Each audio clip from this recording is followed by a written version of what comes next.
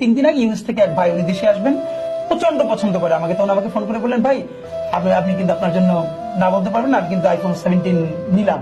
আমি বললাম, ভাই আপনার হাতে পায়ে ধরি, এই চাইবেন না, আপনি আমাদের সবার জন্য চকলেট নিয়ে আসেন। আমার ভাই সে ইন্টারন্যাশনাল মেডিকেল ট্যুরিজম করে, প্রতি মাসে সে 2টা ট্রিপ বিদেশে যায়। কি হয়েছে আমি আপনার মজার বলি, সে আমার বিয়েতে আমার একটা অনেক দামি ওয়ালেট দিচ্ছিল।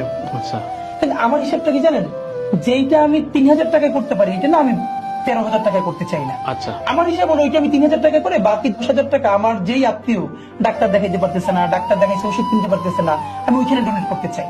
সেই বিয়েতে আমার অনেক দামি একটা ওয়ালেট দিল, আমি 6 মাসেও ব্যবহার করি না। তারপরে সে আবার বলে যে তুই এইটা ব্যবহার করতে পারবি না, আমি নিয়ে ব্যবহার করি। এর মানে হলো, এটা কেন বললাম, মানুষ স্রোতের সাথে মিশে যায় যখন নিজের ব্যাপারে ভীষণ ইনফেরিয়রিটি কমপ্লেক্স থাকে।